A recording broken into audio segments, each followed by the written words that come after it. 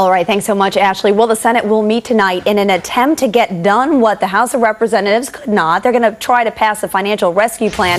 For the latest on the rescue plan, we turn to Fox Business correspondent Rich Edson, who is at the White House this morning. Good morning, Rich.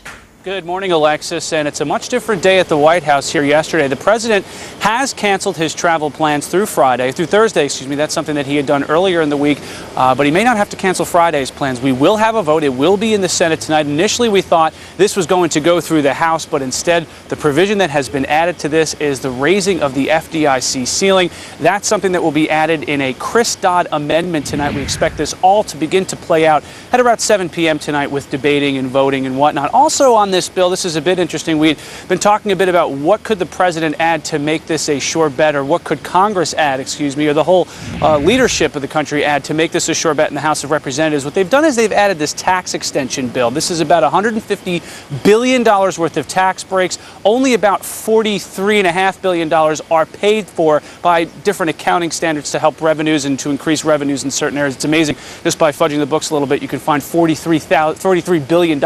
But they've done that, and this vote is something that has passed the Senate. It will be attached to this and then go hopefully to the House if this bill passes the Senate. This is a remark, this coming from Tony Fratto, the Deputy White House Press Secretary, saying, "We welcome the progress made by Senators Reid and McConnell toward a modified bill and to schedule a vote." So tonight, again, they take it up. This tax extender bill, though, Alexis, has had a little bit of trouble in the House. Once it passed the Senate, it was sent to the House and split into 4 different parts. That because about $110 billion of this is not paid for. And that's something that a lot of more conservative Democrats take issue with. But again, the House tonight, or the Senate tonight, will take this up and back to the House, and that's pretty much the only word we've gotten from the White House. But we will keep you updated to the progress of that and any thoughts the White House may have throughout the day. Back to you. All right, Rich, thank you so much. Well, Monday's 777-point drop in the Dow Jones Industrial Average wiped out $1.2 trillion in equity. Now polls like an ABC News, Washington Post polls say that 88% of Americans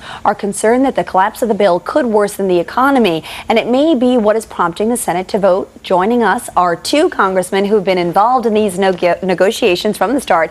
New York Democratic Representative Gregory Meeks and Michigan Republican Congressman Thaddeus McCotter. Good morning, gentlemen. Great to have the 2 of you here. Good morning. Good morning, Alex. All right, Congressman Weeks, let me start with you. I was just saying to you that it is so incredibly hard to follow the developments and the changes as they occur, because it appears as though they're changing every 5 to 10 minutes.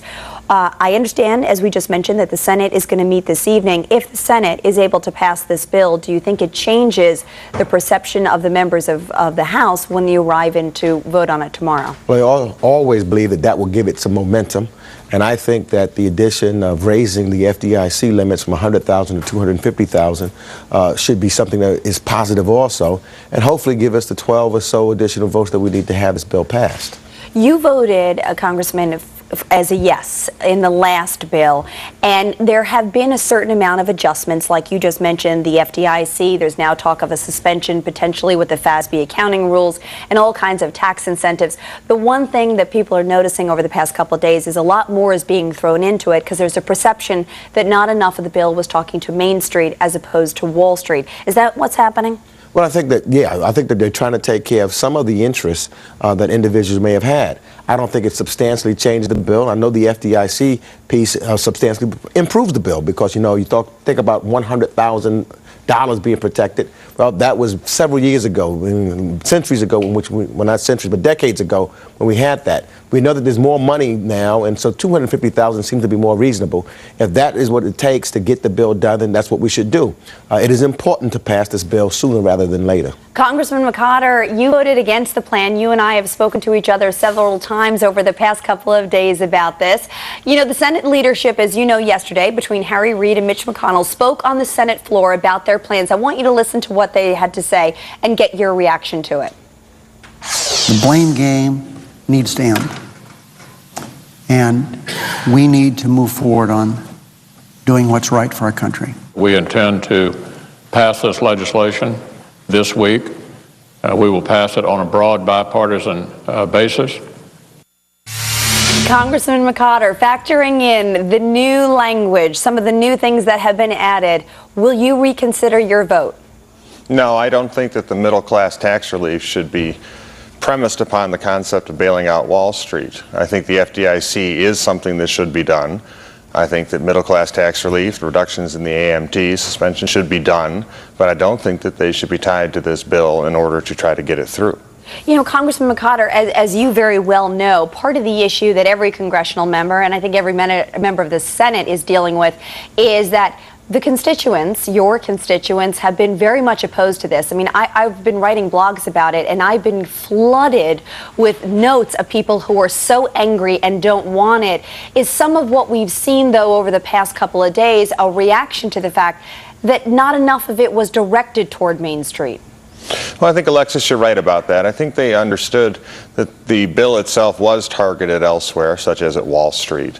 And I think that the attempt to start to find ways to make it more appealing to the American people is a good intent. I also think that the bipartisanship we've seen both from people who support the bill and people like myself who oppose it has been very constructive. In the end, I think it's rather funny that we wind up talking about partisan wrangling when it was a nice bipartisan majority of the House that voted no in the first place. That's a great point, Congressman Meeks, because, listen, the last thing we want to do is get too involved in partisan politics, and we also understand for you and for the constituents you represent, you want to get this right.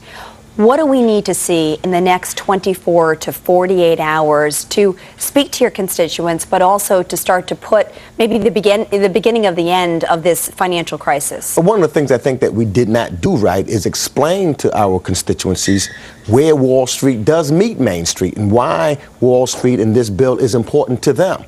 You know, it is a situation whereas, I don't know, today's papers in the New York Times, for example, talked about in New York that now, because of this crisis, we may have to be asking for additional grants for jobs that may be lost. We had a small businessman who said that he did not know whether or not he'll be able to make payroll because he depends upon loans to float over so that he can make his payroll. But if we have a freeze on credit, then he has a problem. So it'll affect Main Street. You know, individuals now are concerned about their 401ks. It affects Main Street. And we didn't explain that enough. And I think that you're seeing that if you ask tech polls now, you're seeing that opinion is changing because people are starting to understand how this really affects them on a day-to-day basis. It's interesting, Congressman McCotter. I would tend to agree that it's given people more time to digest it and maybe understand the implications. And look, maybe it wasn't sold the right way from the start, but are you seeing a real substantial change in what your constituents are saying?